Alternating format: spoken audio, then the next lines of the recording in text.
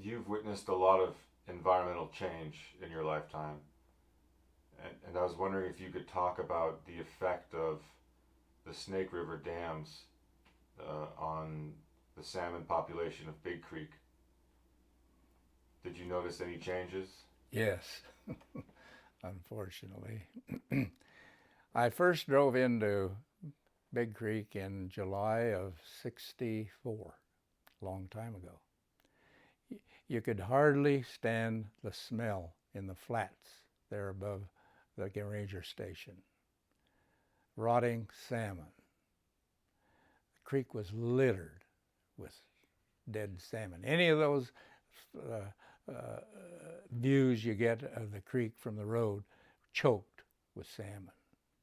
The willows were full of coyotes, uh, uh, scavenger birds, ravens, magpies, bears, all along there. It was routine, routine. Down at Taylor's, I hiked the creek that summer just to meet the residents, Dewey Moore, John Vines, Rex Lanham, the Taylors.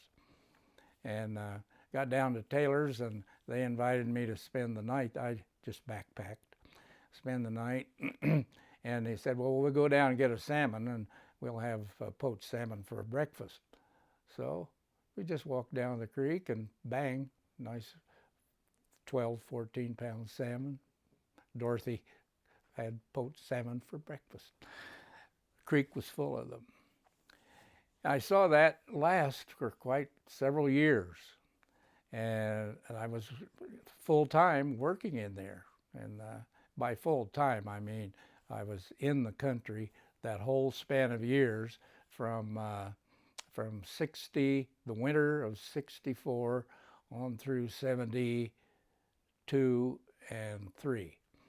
The summer of 72, John Messick and I sat down there above the Coxey Hole and counted some 80 salmon in Coxey Hole. Big ones. This was the second run. There were two runs in Big Creek, the Middle Fork and Big Creek. One run came in June, mid to late June. The other in July into early August. And they were the bigger ones. They were always big. But then that was the year I think the Lower Monumental went in. The last day. Lower Monumental, the last one? Granite. Granite, yeah. That was it. Next year, just no one knew where the salmon were. Salmon weren't coming. And that was the pattern since then. A few. Get a few. But nothing like it was in those early years. It was just as though they'd closed the door. One nail too many in the coffin. But people can't believe it when I tell them about Big Creek in the mid-60s. But that's the way it was. I can believe it. Yeah. Rex Lanham would fly fishermen into Cabin Creek, and they'd go down there, and I met 4 of them coming out lugging all these big salmon. I have photos of them somewhere in my piles. That it was routine. Yeah, it's a shame.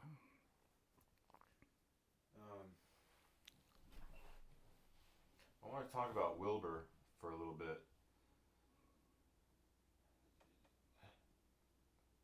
Science today is done in a very different manner than how you and Wilbur did it in the 60s and 70s, and maybe even before that. Um, could you talk just about the logistics and the non-scientific backcountry know-how that was required to perform the science that you did through men like Wilbur Wiles? Well, radio telemetry had just come in. The Craighead brothers were the first to develop it for big mammals. It had been developed back in, for mammals, cottontails. Rex Lord did it back in Illinois. But it was from towers. There was no mobile radio tracking system. I didn't have the funds to get into radio tracking in the early years of the project. The money just wasn't there. So we had to employ mark and release. No one had ever done that. It was a common technique with small mammals. They either clipped ears, notched ears, clipped toes on mice and chipmunks, stuff like that, to mark animals to determine you might say, the social structure of a species, how many doctors, how many lawyers, how many plumbers, how many school teachers lived in a different community, what the age structure was, how many kids they had, all of that. Prior to marking animals, you didn't know. You couldn't tell an animal from any other. You couldn't make any determinations. So we had to mark the cougars, and the way to do that is with cougar hounds. Wilbur had them. We just treed them, immobilized them, and I earmarked them with cattle tags and put rope collars on them, polyethylene rope collars, as a precursor to radios that I hope to get at a later stage. So through that process, we had to cover a lot of miles.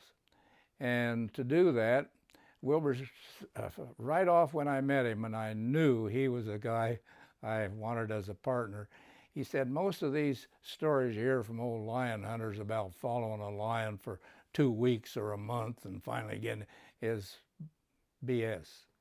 He said, to really keep going in the backcountry, there are 2 things you have to do well: sleep and eat. You have to sleep well, you have to eat well. And to do that, we set up different camps. We had 7 camps at one point, from Waterfall Creek to Monumental Creek.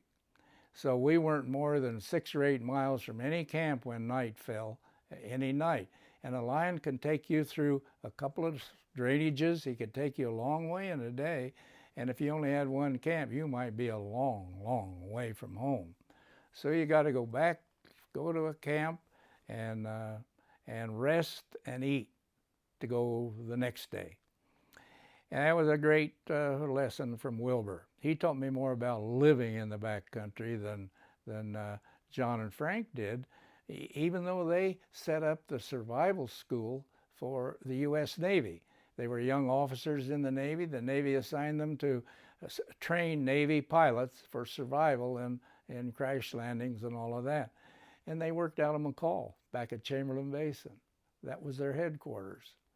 And but anyway, that was short-term survival. This is long-term, all winter. So you had to stock all these camps in the fall. You had to set them up, bear-proof, all that. Our biggest enemy were flying squirrels. We used old Navy rubber Navy surplus bags to store dog food and food for us. Big poles on trees, and flying squirrels would fly in there, glide in there on top of those, chew a hole through that heavy rubber, and then of course snow would accumulate, run in there and ruin everything.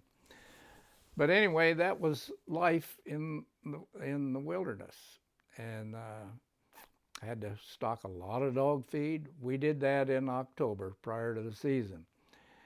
We'd use Wilbur's elk tag and my elk tag and sometimes a deer tag or 2 for meat. And we'd kill those after it got cold enough to keep the meat through winter. And we'd hang that. And so we had good fresh meat, you might say, frozen fresh meat all winter long. It's a different life than modern, quote, modern biologists live anymore.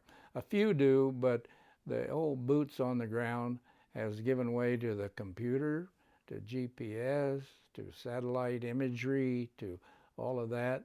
And It's a wonderful technique. It's a wonderful technology. You can get information that's just we couldn't at all, because you can monitor an animal, 24/7. And but how you interpret that information is so important. All you get on that computer screen is what's happening in front of that camera. You're not aware of what went on out here prior to that activity on the screen. You're not aware his failures and successes over here. You're not aware that he avoided the big lion over there and made the turnaround here. You're not aware how he tracked that elk and made the final stop. All of those things that are so important to his livelihood, to that individual on the screen's livelihood. You can't interpret that. An example is the Jackson Hole study, which I initiated, because we had this beautiful 14-year study out of Yellowstone, a regulated environment for all the animals, National Park Service. No hunting, no natural, quote, natural.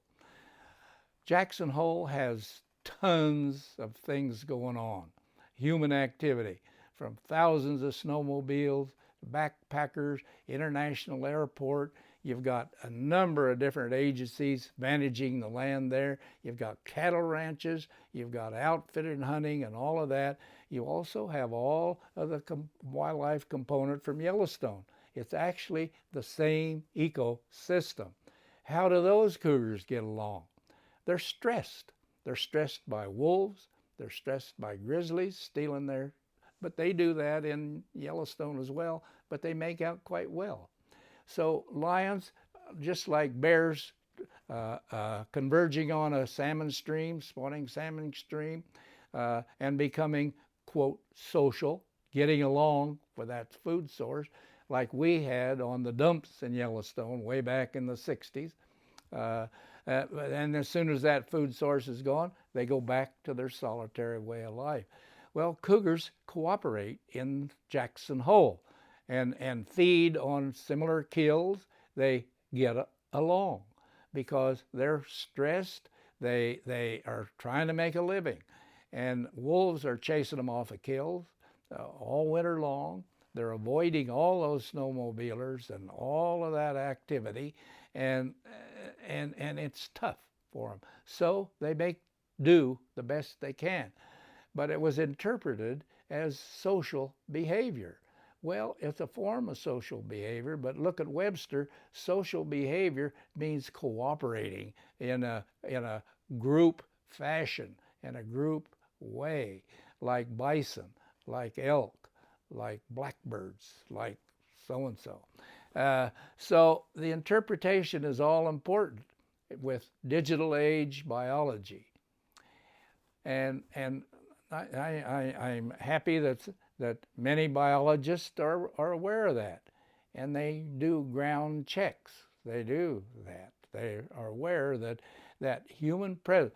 The example I use is a Leopold, who was a young predator hater, and he and his companions shot this old she-wolf and her pups. And they got to her before she died, and he watched the fire go out of her eyes as she died. Changed his whole conservation ethic. On the screen, he wouldn't have seen that. Wouldn't, and he, young biologists, I encourage them to acquaint themselves with the landscape. Feel it. Feel it. Tough to do in an office. Not many people can make their own snowshoes. No. Like you and Wilbur did. Yeah. Well, it wasn't any big deal. We just did it. Yeah. I sure miss him. I think of him every day. Ooh, he was like a brother. And this was a big hole above Taylor Ranch. That's a 19-pounder.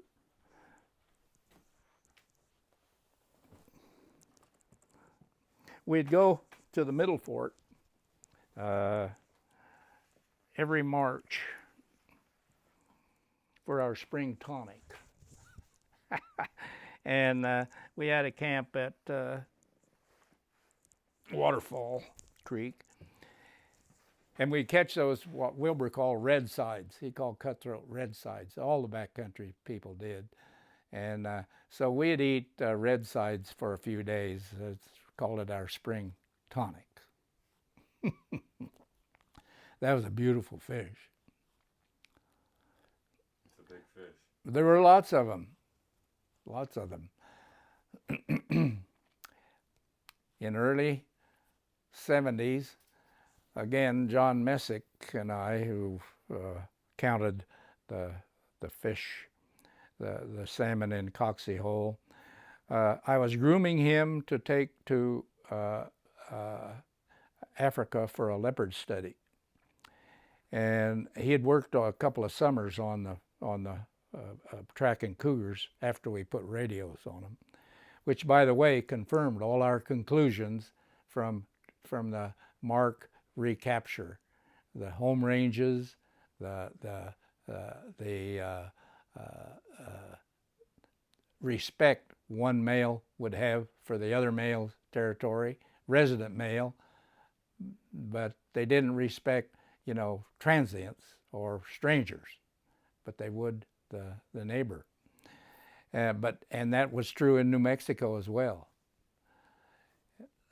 There's other stories there. But anyway, where was I going with this? See, you were talking about Wilbur and kind of what modern technologies fail to pick up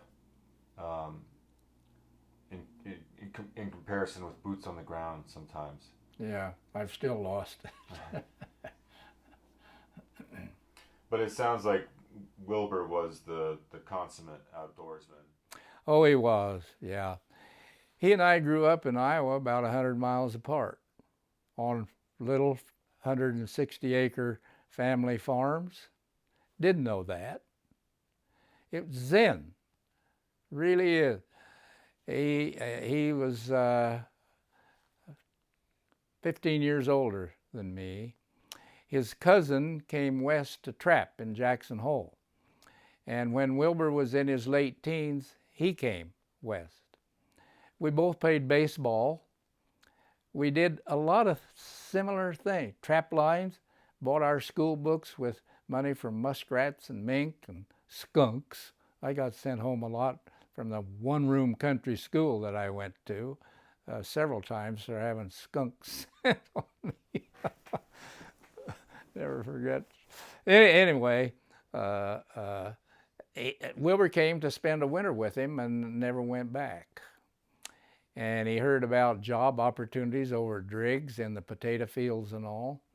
And there he heard from old Tom Drummond, he met out in the potato fields, out there getting his grub stake, they called it, making enough money to buy the supplies for winter, flour, sugar, whatever. And he was a prospector, and he talked Wilbur into going into Big Creek with him. And for several summers, they roamed the backcountry, panning for gold. And Wilbur almost perished on a homemade raft in the Middle Fork. They couldn't get to this one bar that old Tom knew was the mother lode. The only way they could get there is build this raft. That first rapid below Big Creek tore the raft all to pieces, and Wilbur damn near didn't make it to the bank, he said. There at one point he thought he'd had it. Anyway, they roamed that whole backcountry for a couple of years, and Tom had the cabin there at Monumental Creek that he gave to Wilbur, that old one. And then Wilbur built the new one that burned in the big fire here several years ago. But no, he was. And the stories he tells, trapping beaver up in Chamberlain, those huge skis, that as tall as this ceiling, one you glided on, the other you steered with. I'll show you a pair. I've got them out here on that I brought from a Beaver Creek cabin. I found in an old cabin on Beaver Creek. But and he fell through the ice on one of those little beaver ponds up there once, and he knew he had to make it back to Monumental or he wasn't going to make it. So he had to come all the way down Ramey Creek and up to Monumental or down to Monumental and fall out. But normal person couldn't have done that. I mean, he was something else. And so underspoken. I've said this lots of times and will continue. He thought he knew all about the cougars in Big Creek. He thought there were 30 living in there based on the numbers he would kill for bounty over the years. And when we found that there was only a dozen or so full-time residents, the others were transients that would come in, and of course kittens of the year and yearlings and all. But there were only 3 resident males and 6 to 8 resident females. And he pondered that at the end of that third year, and he said, you know, the more a man learns, the more he learns he doesn't know. So true. I read somewhere that Wilbur saw a grizzly track. I suspect he did, yeah, down on the salmon. That was over on the salmon. Yeah. And I'm not surprised at that. North of the river, it's a different climate. It really is striking. You get north of the river, it's much wetter. There's a lot more vegetation. South of the river is much drier. The Selway, we had a ranch in the Selway for a number of years, a research ranch that we maintained. And I was just amazed at the difference in the soils, the difference but mainly the vegetation. Lots wetter. And the people there at Selway claim that they periodically would see a grizzly track. And that doesn't surprise me because they come, North Idaho, British Columbia, and that population in northwest Montana. There's a small population there out of Libby and the Yak River. And those young males will travel. Did you notice any decline in whitebark pine in your time? Very little whitebark pine, and a lot of it was in decline. But I found more of that when I lived in Missoula and hunted on the Idaho-Montana border there, out of Hamilton and Darby up on top. There are ridges there, beautiful ridges of whitebark pine that was dying. That was a long time ago when I lived in Missoula. But very little whitebark pine in the Big Creek drainage, or for that matter, any part of the river south of the salmon that I'm familiar with. I just haven't encountered it. But it's in trouble wherever it is. And it's too bad. Yeah, I don't know why it's in trouble. I mean, I know a lot of the seed propagators are not in their natural abundance.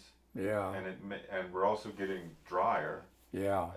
Maybe it's just multiple factors. Yeah. Yellowstone, when we started working there, it had a policy of fire suppression to aid the comeback of whitebark pine on the plateau. All of that big, which is lodgepole pine now, plateau, because lodgepole pine is a pretty short-lived species, and they wanted to suppress fires to give the whitebark pine a chance to come on after the lodgepole cycle ended. And they had a really good start. Whitebark pine was coming back all across through then the administration changed and fire suppression came back, and they just threw away all those years of progress. It's back to a lodgepole pine again. But and that shows just what policy change can do in a short period of time for long-term results.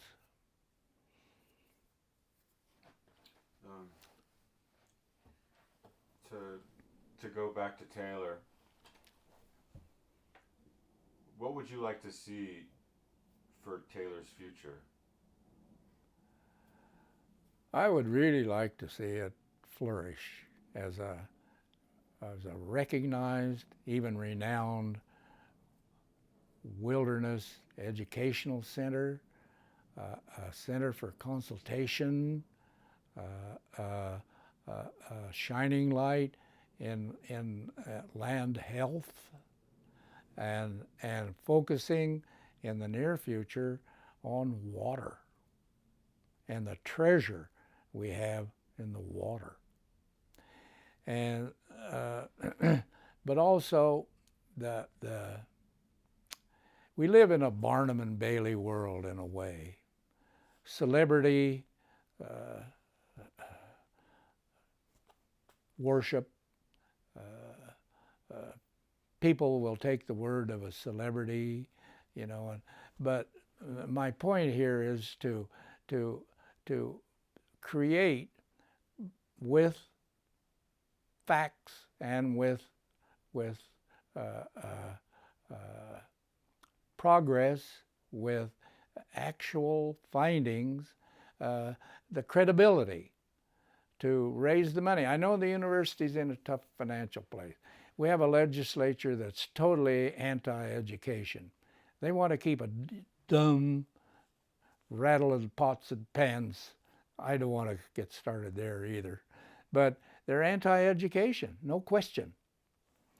And it's going to be tough on any administrator there to fund with the university traditional funding any kind of a program there. The money has to come from somewhere else. And that means someone with charisma, someone with vision, Cesar Chavez, a Jesus Christ, a Martin Luther King for wilderness. Look what those individuals did. And that's what it's going to take there. Unfortunately, that person hasn't surfaced at the University of Idaho. But that's what it's going to take. The kind of person with vision who can get the money, who has the resources, who has the credibility, who has the base that he can bring that kind of money there, and it can be done. It can be done. You can get the kind of people a Robert Redford would draw attention to it, just as he has to the Environmental Defense Fund and the National Resources Defense Council. But it takes money. The faculty doesn't want to work there because they can do their thing and get their tenure off the interstate. They don't need to fly into the remote backcountry and live less than the way they do.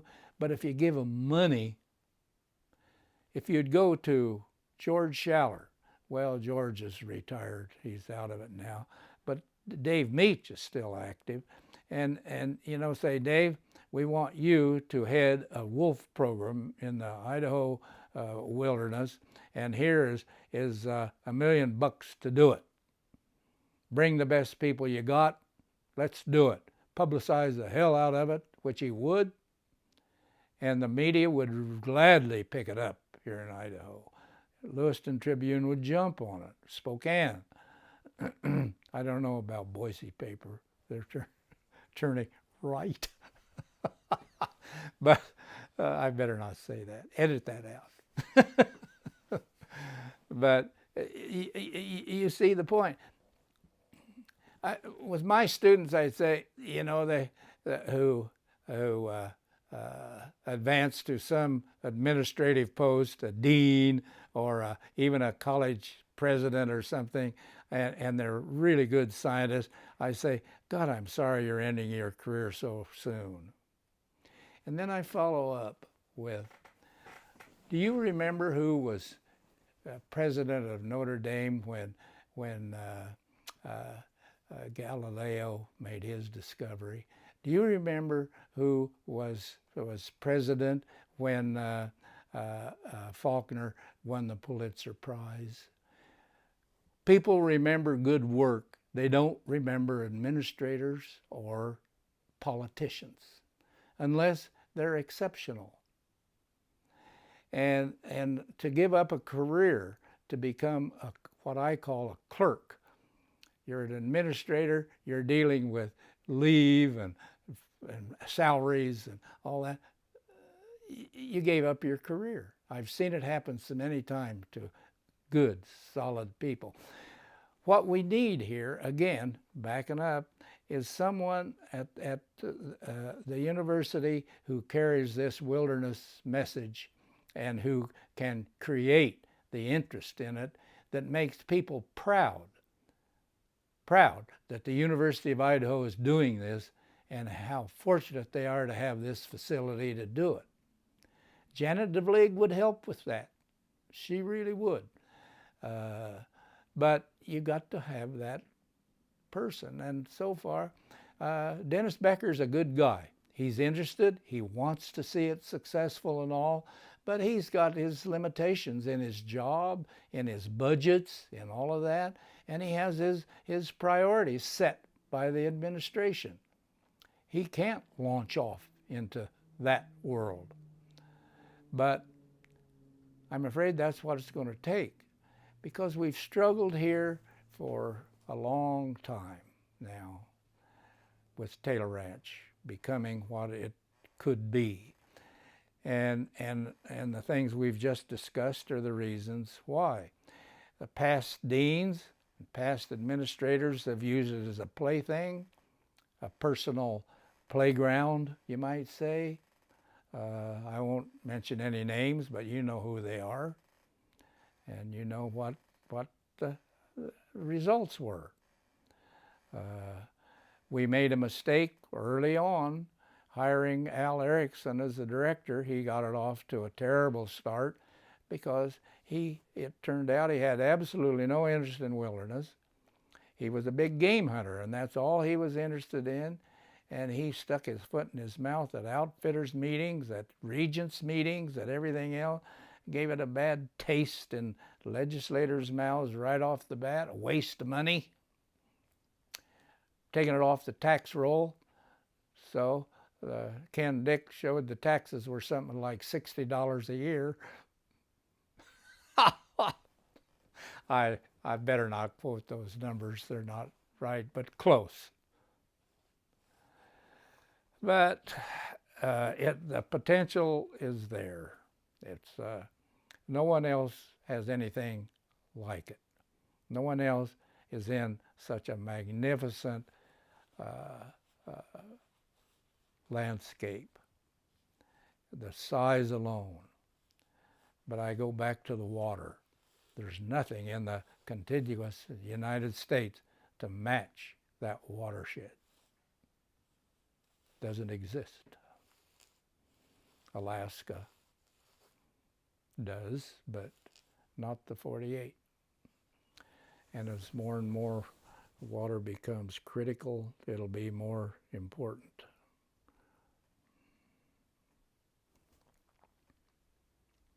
I think some of the issue is that maybe, like, aside from the issue of bureaucracy, legislators and people in power, I think, feel they have a hard time making wilderness accessible and valuable as a concept to everyday people. Yeah. And I think that's part of the issue why it's hard to drum up interest in Taylor and wilderness projects when today we're talking so much about accessibility and equity and all this stuff, you know? Yeah. But a family, Idaho family, will go to Disneyland and spend $1,000 a day easily. You can go into the wilderness first class with an outfitter for far less than that. That's my argument against this accessibility thing. It is accessible. And raft trips, you can buy one of those cheaper than you can go to Disneyland. Look how many families go to Disneyland. And with prices the way they are nowadays, motels, hotels, restaurants, all of that, the cost is astronomical for a lot of families that could go for, frankly, a fraction of that to one of the nice Flying Bee. They could go to a number of wilderness-oriented facilities where they would go get 5-star treatment and a wilderness experience. So I don't buy that accessibility thing. I think it's television, and today's young families are so tuned to modern entertainment mode that Disneyland has that appeal. And I use Disneyland as an example. There are a lot of other amusement parks and all that stuff, you know, the beach and all. But the people who will seek out an outfitter, a tourist, a hospitality business that can provide that, they'll find that it's a lot less expensive than going to Disneyland. Yeah.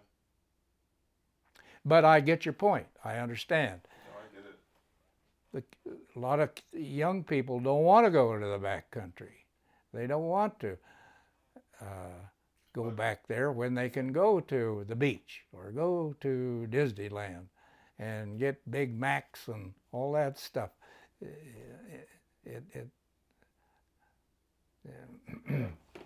We all have a stake in it, you know. We're all, it's public, it's held in the public trust. I don't think a lot of people know that. No. We're so attached to privacy and privatization. We don't have the language for publics, for commons, for No. You know what I mean? Yeah. That leads to another issue with public lands and all, is grazing leases. They're bought and sold on the market just as though they were private ground. Lava Lake Ranch is on the market for $25 million. They're advertising it as 800,000 acres. Well, there's 50,000 acres of deeded land. The rest is all grazing leases, BLM and Forest Service.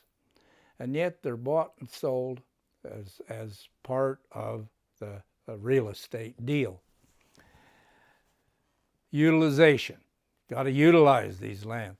Well, cattle are the biggest environmental culprit in the western, dry, arid western United States that we have. They trash every area that they graze.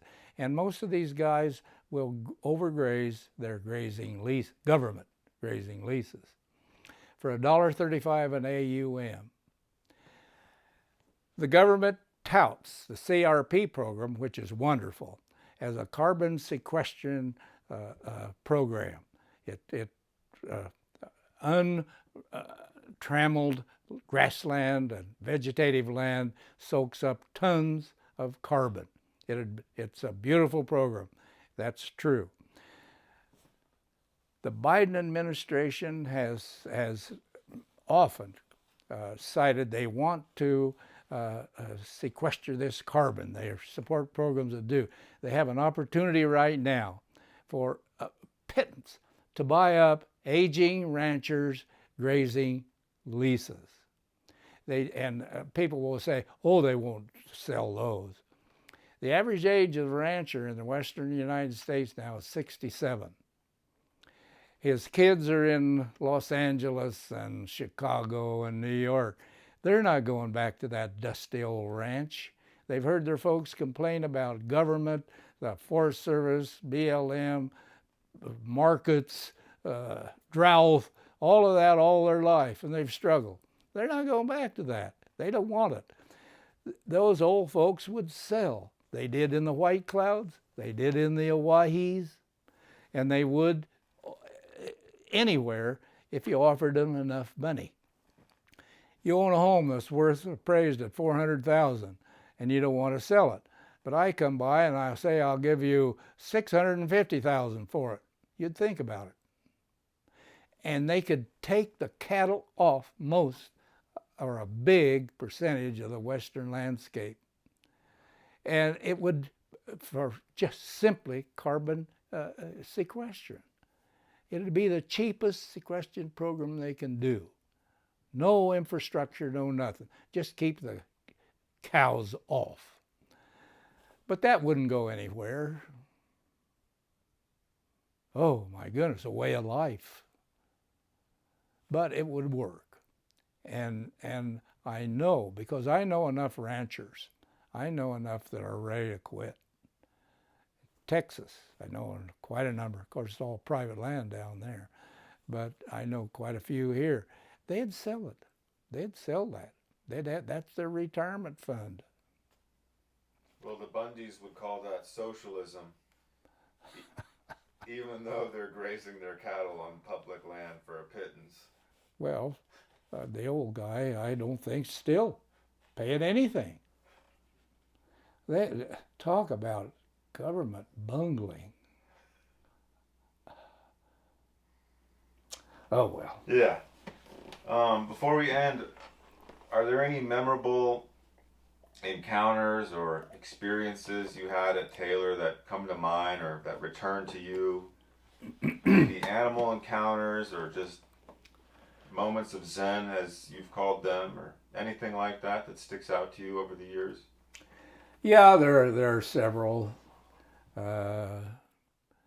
encounters with cats and ledges and caves and up trees, because we really didn't know, I had little experience, didn't know what to expect. And cats could have attacked us on a number, both Wilbur and I, on a number of occasions had they chose to, but they wanted to get away. That's all they wanted to do. But there's one incident with the dogs and with Wilbur that is fresh in my mind that will never go away.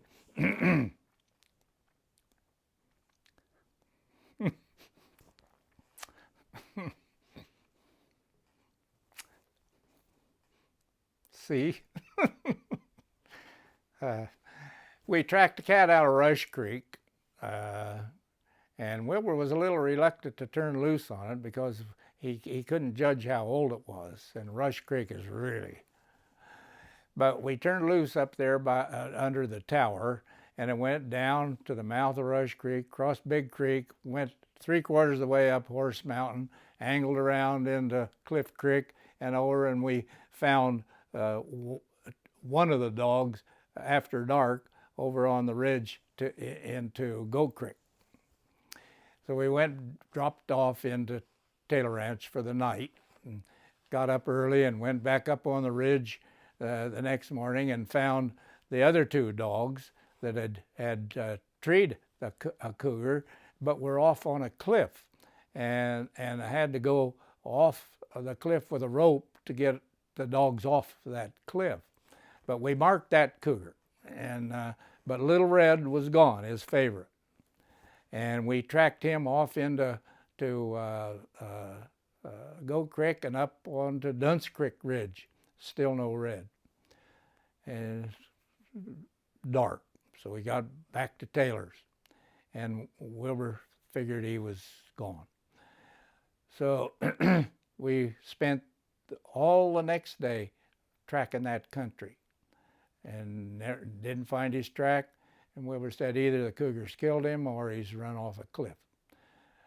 But we got up the next morning and he said, well, let's go down and make one more look.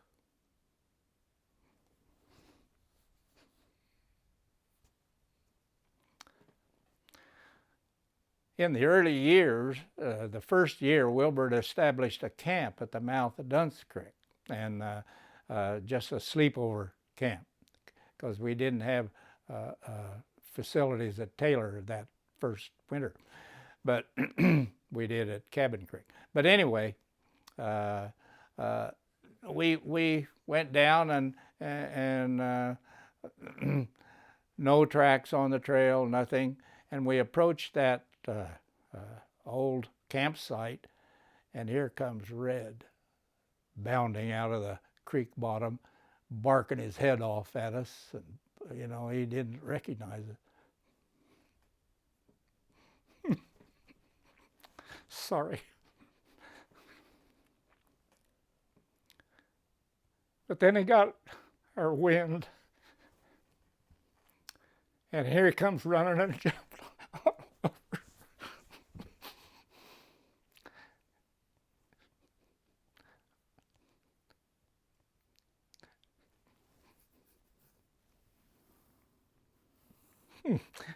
I still can't tell it without doing this. It was just so,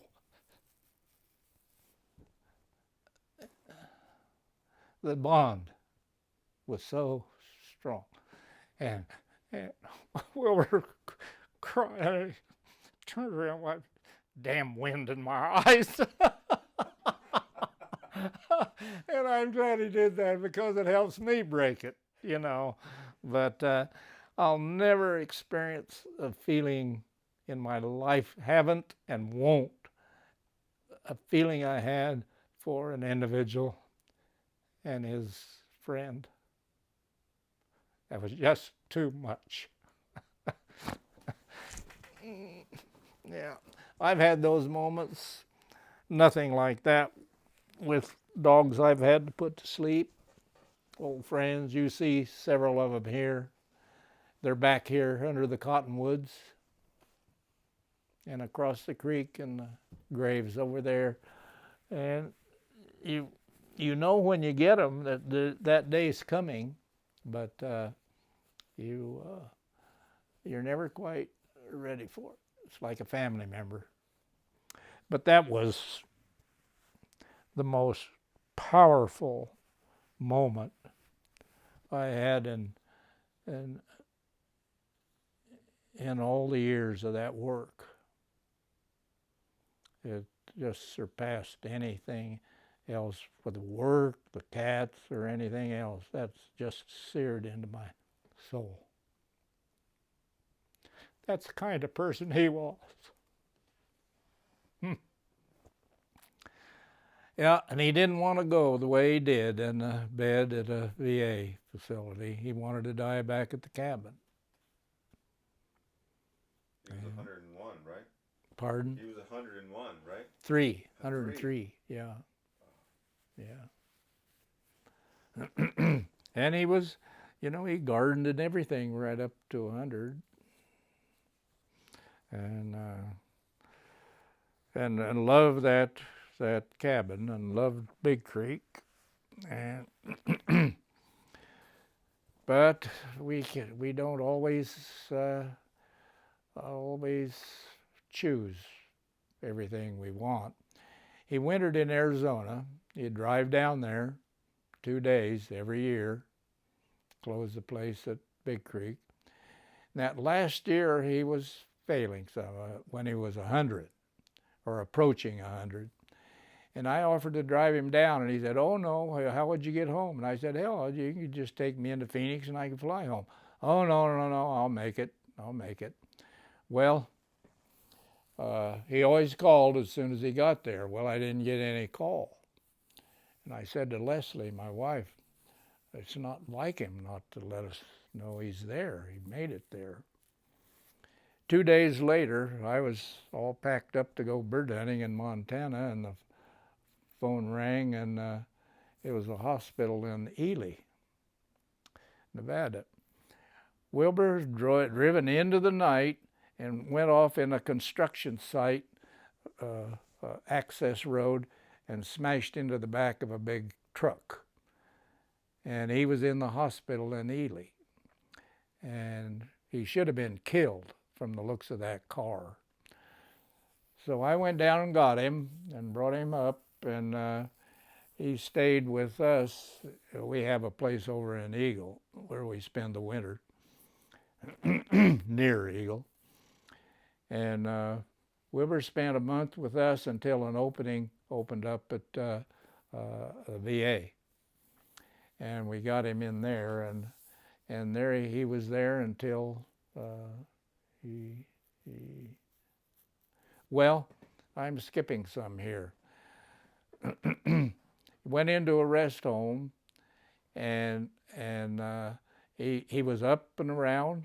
He'd get up, shower himself, and come out to the mess hall for dining room and all. But he wanted to go back and spend some time at Big Creek, and I objected to it because I could see that it wasn't safe for him in that old cabin, and he had to have a walker. But he prevailed, and his friends all supported it. So he went back, and the first night he fell and cut his ankle severely. Well, I flew in there and took him immediately, and an infection had set in just literally overnight. The leg was as red as blood and swollen and all. So I took him into McCall, and they pumped him full of antibiotics and all of that, and wrapped him up and everything, and said it's okay, but you can't get around. So we drove back in to Big Creek, and I said, Wilbur, I think we should go out. Oh no, I'll be all right. He couldn't get up the next morning. Couldn't move. So I called the life flight and brought him in, and then we started. He got him into, he said, you have two options here. We can amputate that foot and stop that infection, or let it go and it'll spread in your system and you'll die. Well, he elected the latter. He didn't want his foot cut off. The thing healed up. It astounded him. It astounded the VA doctors. They couldn't believe it. But anyway, it got him into the VA, into the hospice, and that's where he died. He never got out of bed after that, and it was sad to see. He could have still be alive if he hadn't gone into Big Creek. If he had have, because he was so vigorous, even at that age.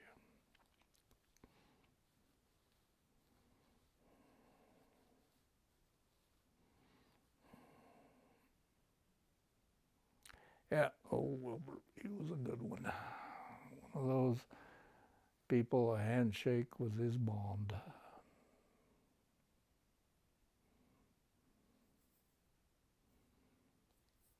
I guess everyone should have at least one friend like that. I've had more than one. John Craighead was that way.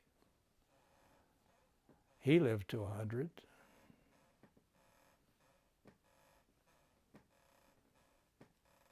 We hunted and fished like crazy.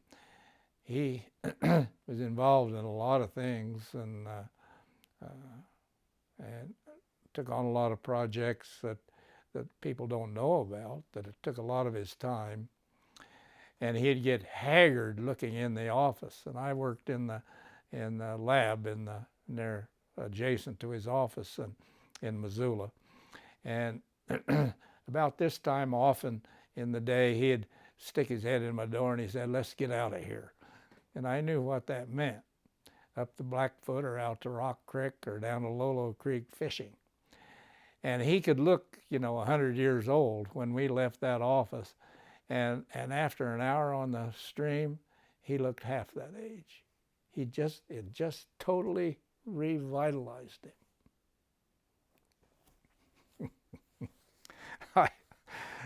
up to Blackfoot one afternoon. He was catching fish after fish, and I couldn't get a strike. So I angled my way over to him and I said, "What are you using?" And he said, "It's not what you use, it's how you hold your anus." I've told that to a lot of people, and they say it works.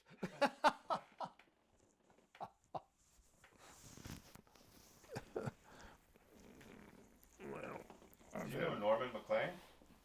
Pardon? Did you know Norman McLean? I met him. Yeah. He had his cabin, the cabin on Swan, up the Swan. And his son just has a book out here recently. I have it. My friend has it now. They still have the old family cabin on up there, not Sealy Lake. It's on the Sealy side of the Swan Pass. Yeah. And who wrote The Way West or other Montana writer? He was there one day. John and I went over there for something. We were up to Blackfoot on. Oh, yeah, we went up to get a big grizzly that this rancher had trapped and killed there near Ovando. And John said, "Let's go over and see if McLean's are here." So we did, and he was there, and it's on the tip of my tongue. He was there as well. Big Sky. He wrote Big Sky and The Way West. And it was really, really interesting. These people were just regular folks. I'll think of it in a second.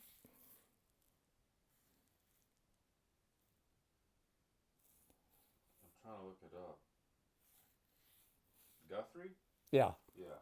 Yeah, A.B. Guthrie. Yeah.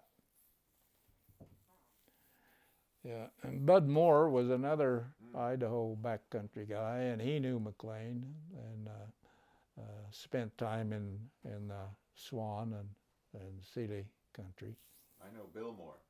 Oh. Yeah. Mm-hmm. Yeah, his son. I've been up to the lookout, the fire lookout that he likes to man. Oh. I've interviewed him before. Oh yeah. But Bud was another real backcountry guy. Yeah, he was. Yeah, Selway mainly. Locksaw, yeah. Wrote, some interesting books and stuff about it. Mm. Do you know Dick Walker? Oh, I know Dick well. Really? Yeah. He's a friend of mine. Yeah. I'm working with a friend of his. Do you know Dave Johnson? He was a reporter for Lewiston Tribune for 30 years and wrote Everyone Has a Story, a column. He'd take a phone book, put his finger on a name, call him, and go interview him for a story. Charles Carroll endorsed that idea when the Moscow paper fired him, or didn't fire him, but the Lewiston paper liked it. But anyway, Dick and Dave spent a summer together in the Selway, and Dave stays in touch with him a lot. He sold his plane. I flew several times in that plane with Dick. First trip into Selway was with Dick in that plane. Creek? Was it Moose Creek? Moose Creek or somewhere else? No, we went into Punk Wolfenbarger's place and Running Creek. And I met, do you know the name Wolfenbarger, Punk Wolfenbarger? No. Yeah, he had that ranch outfit in there. He was legendary in the country. And then Running Creek Ranch, which we had our foundation for several years. And nice country, beautiful country. Old Dick was quite a guy. He's got more history on the Selway than anyone. And he'll never publish it, I'm sure. It's stale now to him, I think. Yeah.